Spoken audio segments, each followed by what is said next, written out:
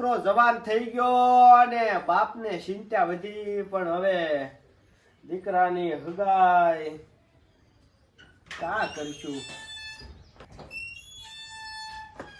પ્રેમજીભાઈ છે ઘરે? એ હા ભાઈ આવો. સીતારામ દી. રામ રામ, પધારો પધારો ભાઈ. બહુ ઝાઝા દી આવ્યા તમે. હા આવું પડે બધું. મેં કીધું આપણે પ્રેમજીભાઈ દીકરો એક બાકી છે. મેં કીધું હા બહુ સારું બાપા, હું ઈ ચિંતા કરતો તો. મેં કે પ્રેમજીભાઈ ને દીકરાને કોઈ ઘરના કોઈ વાંધો ન હોય. હા એક દીકરી છે આપણે ધ્યાનમાં, તો આપણે વાત કરવી એની. બરોબર. અરે તો બહુ સારું. તો તમારી જેવો ભગવાન નહીં તો તમે જાઓ દીકરીને ઘરે માગું લઈને. તો અમે જાઈએ માગું લઈને. બરોબર. અને હા. વાત કરવી આપણે. હા બરોબર. એની કે એટલે તો આપણે જઈ આવશું, દીકરી જોઈ આવશું આપણે. બરોબર. તો મારા દીકરાને તમે જોયેલો જ છે. તે જોયો જ હોય ને હા તે આપણે. કાંઈ વાંધો નહીં, જાઓ તો તમે જાઓ. હાલો જી સીતારામ. હું આ વાત કહેવા આવ્યો હતો. ભલે કાંઈ બરોબર. વાંધો નહીં બાપા. હું જઈ આવું છું. ના ના કાંઈ. હવે ભાઈ તો જાશે માગું લઈને. આવ બેટા આવ. બાપુ ખેતીવાડીનું કામકાજ થઈ ગયું છે. હા હવે કાંઈ કામ રહ્યું નથી, નિરાશ છે હવે. હવે બેટા ત્યાંની મને એક ચિંતા હતી, અને ભાઈ જસુભાઈને મોકલ્યા છે મેં તારા વ્યવહારનું માગું લઈને એક જગ્યાએ. હે બાપુ, આ મોંઘવારી ક્યાં બધું કોણ કરશું? પણ બેટા હવે તારી ઉંમર થઈ ગઈ છે તો મેં વિચાર્યું કે હવે પવણાઈ દે એટલે મારી માથેથી ને એક ભાર ઓછો થાય. તો બાપુ એનું માંગણી એ બેટા એ બધું જોઈ લેવું આપણે. હું બેઠો છું ને તું હું આ ચિંતા કરશો. ધરમજીભાઈ મકાન ને બધું છે જોરદાર. હો છે ઘરે. આવો આવો જસુભાઈ આવો. જય માતાજી. જય માતાજી. આવો આવો દાદા દે બેહો બેહો. હું હાલે ત્યારે? બસ જો આમ નામ નવરા થઈ ત્યારે તો. એવું છે એમને? આવો. હું કે પછી દીકરી બાનું કાંઈ કર્યું કે નહીં પછી? ના ભાઈ હજી ક્યાંય વાતચીત આવી નથી. એવું છે? હા. મારા ધ્યાનમાં એક છે મૃત્યુ હારો. તો આપણે વાત કરવી. જો તમે કહેતા હો તો આપણી દીકરીના બાપાને ને દીકરાના બાપાને ને દીકરાને લઈને આવી આપણે.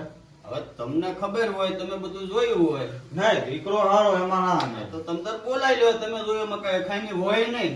હા એમ તો તમે કયો તો બોલાવી લેવી. બરોબર. ના ના તે બોલાવી લો, આપણે વાતચીત કરી લેવી. હા ભાઈ તમે વાતચીત કરી લેજો. ભલે બધી. કાંઈ વાંધો નહીં. તો હાલો તો જય માતાજી. જય માતાજી. હું ઈ દીકરાના બાપાને ને એને હા, દીકરાને લઈને આવું છું. બોલો બરોબર. બોલો બોલો. હારું આવજો. હા ભલે. હા એ આવજો. એ હા આવજો. એ જસુભાઈ ને મોકલ્યા તો છે. આવ્યા આવ્યા સીતારામ, સીતારામજી, પ્રેમજીભાઈ. બેહો બેહો ભાઈ. બોલો. જસુભાઈ તમે ગયા તા? આપણે ઈ જ વાત કરવા આવ્યો હા છું. બાપા, હા બોલો. આપણે ધરમજીભાઈ હારે વાત કરી મેં. હા ધરમજીભાઈ એવું કીધું ઈ કે જો ભાઈ બપોર પછી તમે આવી જાવ ઈ કે. હા થોડુંક નાનું બરોબર. હા તો આપણે બપોર પછી જવાનું છે આપણે. બરાબર. બરોબર. આપણે મેં સવારમાં સીધી આજથી હું ગયો ને સીધી વાત કરી દીધી મેં એની હારે. એને એમ કીધું તો ભાઈ દીકરાના બાપને બેન લઈને આવો ને બપોરે પછી આપણે બધી વાતચીત કરી લેવી. કાંઈ વાંધો નહીં. બરોબર. તો આપણે પછી જઈ આવાય ને ધર્મના કામમાં ઢીલ થોડી દેવાની આ તે હોય. દીકરાને લઈ જવાનો છે. દીકરાને લઈ જવાનો છે કીધું છે કાંઈ દીકરા. વાંધો નહીં, તો હું દીકરાને તૈયાર કરી દઉં. બરાબર. હા હા આપણે કરી નાખો તો આપણે ત્રણ આપણે છે ને હાર જ વિયા હા, તે દેવી. વાંધો નહીં. બરોબર. આ બટા તૈયાર થઈ જાય છે, જવાનું છે આપણે વેવાઈના ઘરે. એ હા હા બાપુ તૈયાર થઈ ગયું. વાંધો નહીં બટા, હાલો તો આપણે જાવું. હા તો હાલો જઈએ. હા, ચાલો, બરોબર. હાલો. હાલો જઈએ એવી આપણે. આહા. એ બાપા થઈ જાય તો સારું કહેવાય. હારું, આપણે તો થઈ જવું જોઈએ. બરોબર. આપણે બધીના વાતચીત થઈ ગઈ છે. બરોબર. પછી તમે બે આમ ઓ જય ધરમસિંહભાઈ. લે આવો આવો. મહેમાન આવ્યા. હું જય ધરમસિંહભાઈ. રામ રામ રામ. એ રામ રામ. આવો એ મકાન તો જો ધરમજીભાઈ બોલો.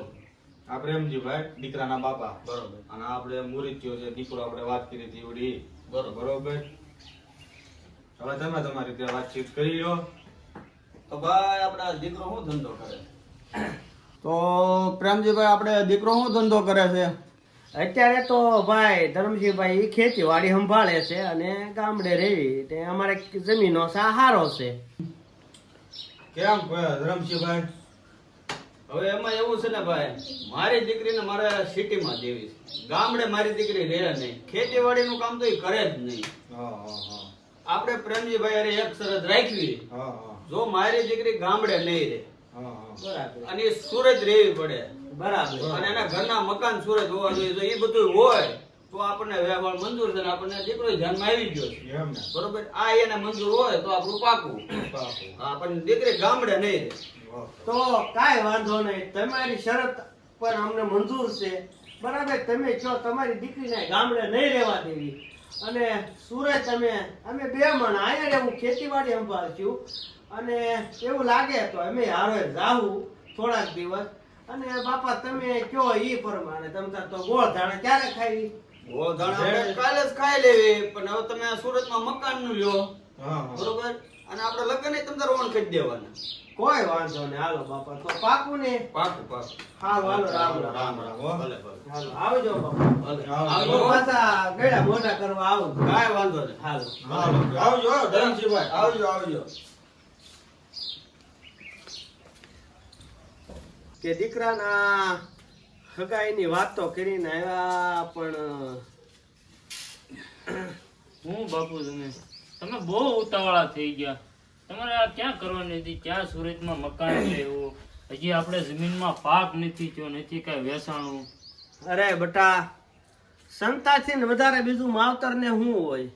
આયા જમીન વેચી અને સુરત મકાન લઈ લેવું અને તું ત્યાં ધંધો કરજે. મને અનુકૂળ લાગી હું પણ થોડા ઘણું કરીશ અને તારી માં બેઠી બેઠી હાડિયું ભરશે, આપણું ગુજરાન હાલશે. પણ બટા તારો વરો એક પતી જાય એટલે મને આખરે દીકરાનો બાપ પોતાનું વતન છોડી, પોતાનું ગામડું છોડી, પોતાનું ઘર છોડી, પોતાની જમીન છોડી અને સુરત સ્થળાંતર થાય છે. તો ચાલો આગળની કહાણી અદ્ભુત છે, વિડીયોના અંત સુધી બન્યા રહેજો. સુરત જઈ અને વેવાઈની માંગણી સંતોષવા મોઘા દાટ મકાન લે છે.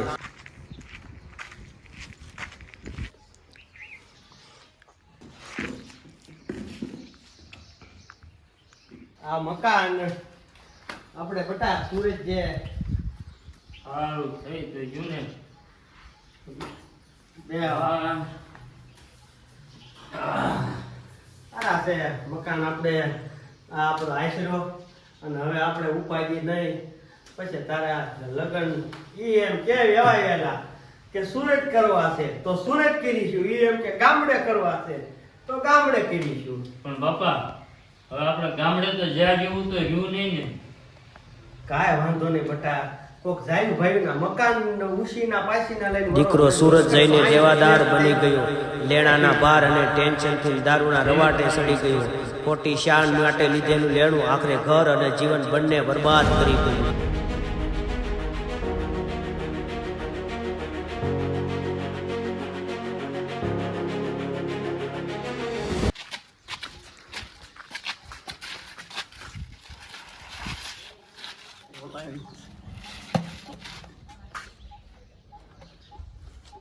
મને ઓલા પ્રેમજીભાઈ પૈસા આવો છે, મારા પૈસા બાકી.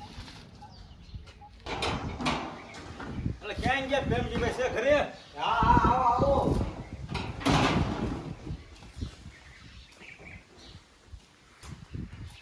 હા આવો આવો ભાઈ. હા, આવ્યા ને. એ રા.